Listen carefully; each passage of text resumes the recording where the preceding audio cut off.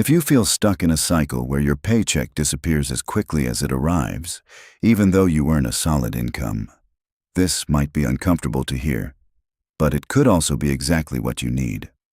Over the past 10 years, I've dedicated myself to understanding how money works. Along the way, one of the most powerful skills I developed was learning how to manage my own finances, identify harmful patterns, and actually break them. In this video, I'm walking you through 8 common financial habits that quietly hold people back and what you can do to escape them. The first habit is what I call the save what's left method. Most people approach money in reverse. They get paid, immediately handle bills, subscriptions, rent, and entertainment, then hope there's something remaining to put aside. Usually, there isn't. On average, people are saving only about 3.5% of their income, which is far below the historical average of 8.4%. That means expenses are rising while savings barely move. This pattern reflects the idea of paying yourself last, a mindset that keeps people stuck. Those who build wealth do the opposite. They prioritize saving the moment money comes in, often setting aside at least 10% automatically. Think of your future self as someone you owe. When I first tried this, even starting with just 5%, it felt unrealistic. But within a few months, I adjusted naturally and even began cutting unnecessary spending without forcing it. The second habit is treating debt as normal. Borrowing has become so common that people now finance everyday items like clothes or groceries using credit cards with interest rates around 23%. My rule is simple. If I can't afford it outright, I don't put it on credit. The average person carries thousands in credit card debt, and collectively, it's over $1 trillion. Even worse, most people don't pay it off quickly. Credit card companies benefit when balances linger.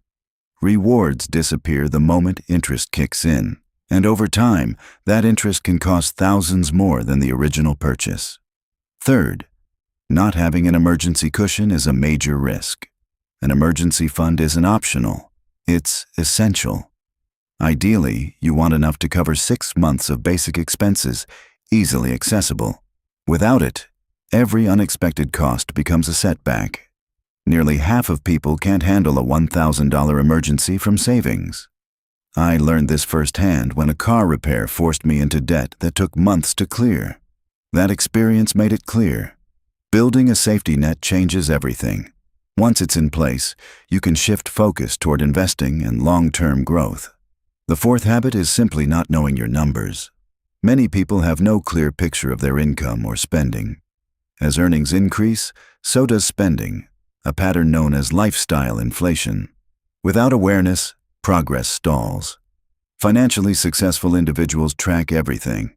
When you actually review your transactions, you'll likely find hundreds going toward things that don't matter to you. Fifth, spending on costly habits or hobbies without balance can quietly drain your progress. Shopping often becomes entertainment, but real financial growth requires either spending less, earning more, or both. While saving has limits, income has far more potential. Increasing what you earn, even modestly, can have a far bigger impact than cutting small expenses. The sixth habit is ignoring how taxes affect your money. Taxes are one of the largest expenses you'll face, yet many people overpay simply due to lack of knowledge. Using tax-advantaged accounts allows more of your money to stay invested and grow over time, instead of being lost. Seventh is delaying investing. Once you've built your emergency fund, your money should start working for you. Time plays a critical role here. Starting earlier, even with smaller amounts, can lead to significantly greater results than waiting for the perfect moment. Finally, the eighth habit is focusing only on saving while neglecting income growth. Cutting costs helps, but there's a limit. Your earning ability, however, can keep expanding through skills, opportunities, and additional income streams. Here's your next step. Change doesn't happen all at once, but it starts with a decision.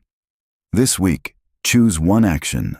Automate a portion of your income into savings, track everything you spent last month, or calculate how much you truly need for an emergency fund.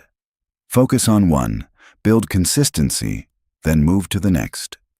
Over time, these small steps create meaningful change, and your future self will be glad you started.